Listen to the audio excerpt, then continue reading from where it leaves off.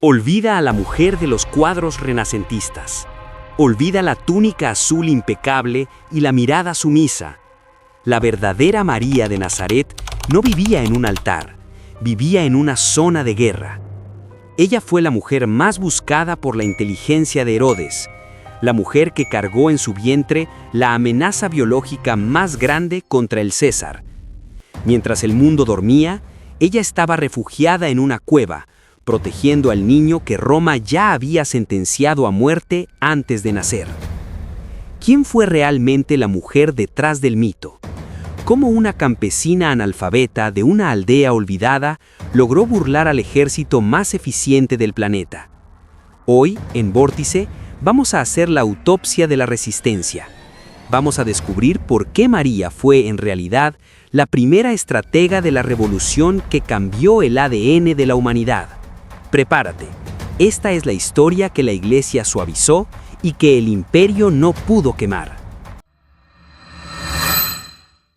Imagina que eres una mujer de 14 años. No tienes apellido, no tienes derechos, no tienes voz. Vives en una aldea de 200 personas llamada Nazaret, un lugar tan insignificante que ni siquiera aparece en los mapas de la época. Pero hoy algo ha cambiado. El aire se siente eléctrico.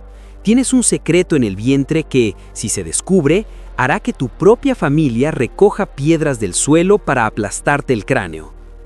La historia oficial te ha pintado en cuadros con mantos de seda azul y una sonrisa de porcelana. Te han llamado bendita, pero la realidad de María no era una bendición, era una operación de supervivencia extrema. Ella no fue una espectadora pasiva de la salvación. Fue la mujer que burló al servicio de inteligencia de Herodes el Grande, el tirano más paranoico de la historia de Oriente Medio. ¿Cómo es posible que una campesina analfabeta se convirtiera en la amenaza biológica número 1 del César? ¿Por qué Roma movilizó a sus escuadrones de la muerte para buscar a un recién nacido en una cueva de mala muerte? Hoy, en Vórtice, vamos a rasgar el velo de la religión. Vamos a entrar en el barro, en la sangre y en el código de silencio de la mujer que crió al hombre que incendió el mundo. Si crees que María es una figura de yeso, prepárate, porque estás a punto de conocer a la matriarca de la insurgencia. Para entender a María, hay que entender el infierno donde creció. Galilea no era un retiro espiritual, era la Franja de Gaza del siglo I. Una región fronteriza, rebelde, llena de guerrilleros llamados celotes que degollaban romanos en los callejones oscuros. Nazaret era una aldea de tectones, obreros pobres. María creció viendo a las legiones romanas pasar con sus estandartes de oro, exigiendo impuestos que dejaban a los niños con las costillas marcadas por el hambre. Ella no rezaba por la paz, ella rezaba por la justicia. En este contexto surge el evento que la Iglesia llama la Anunciación, pero analicémoslo bajo la lupa de Vórtice. Una adolescente soltera, embarazada en una cultura de honor o muerte, en la ley judía de aquel entonces, un embarazo fuera del matrimonio era un adulterio técnico, la pena, lapidación pública. ¿Cómo convenció María a José, un hombre de honor, de que no la denunciara? ¿Fue una visión mística o fue un pacto de sangre entre dos rebeldes que decidieron proteger la semilla de una revolución? Aquí es donde el expediente se vuelve oscuro. José no era un viejito con un bastón, era un hombre joven que decidió convertirse en cómplice de un plan que desafiaba a Dios y al César al mismo tiempo. Mientras María siente los primeros movimientos de Jesús en su vientre, a pocos kilómetros de allí, en un palacio de mármol y oro, un hombre se está volviendo loco, Herodes el Grande, un rey que mató a su propia esposa y a sus propios hijos porque sospechaba que querían su trono. Hay rumores entre los campesinos, dicen que va a nacer un libertador, un rey que no necesita corona. Para Herodes, esto no es religión, es un golpe de estado. Roma exige un censo. ¿Por qué? Para contar cabezas y cobrar más. María, con 9 meses de embarazo, es obligada a caminar 150 kilómetros por terreno montañoso, lleno de bandidos y patrullas militares. No hubo posadas llenas de gente amable, hubo puertas cerradas y miedo. El nacimiento en el pesebre no fue un evento tierno, fue un parto en la clandestinidad. Jesús nació en una cueva para animales porque era el único lugar donde los espías de Herodes no mirarían. Entonces sucede lo impensable. Herodes firma la orden: matad a todos. La matanza de los inocentes no fue un error, fue una operación de limpieza quirúrgica. Herodes quería matar el futuro. Imagina a María, escuchando los gritos de los niños de las casas vecinas mientras envuelve a su hijo en trapos viejos. Aquí nace la María estratega.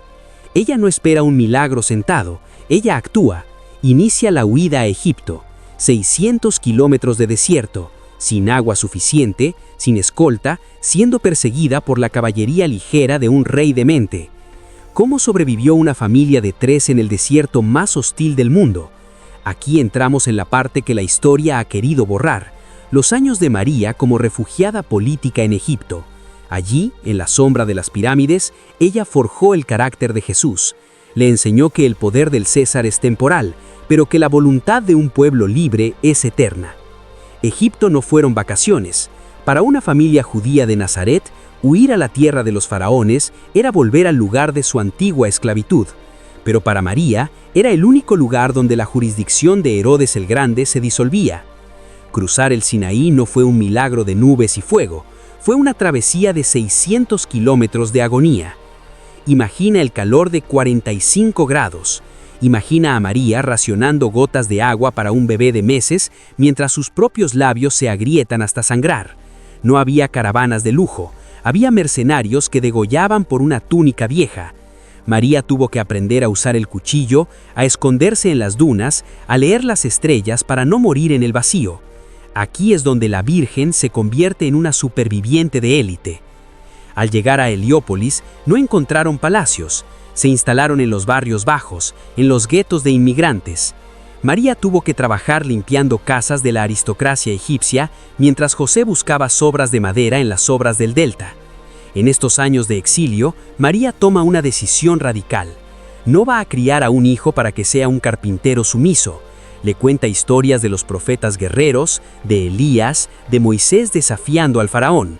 Mientras Jesús juega en la tierra de Egipto, su madre le está inyectando el ADN de la rebelión. Ella le enseña que los imperios caen, pero que la dignidad humana es eterna. María es la primera que le dice a Jesús: «Tú no eres de este mundo de cadenas». Año 4 antes de nuestra era. El tirano ha muerto. Su reino se divide entre sus hijos, todos mediocres y crueles.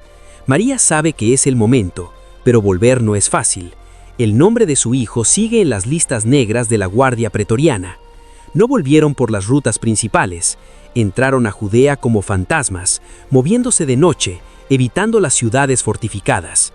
Al llegar a Nazaret, todos los daban por muertos.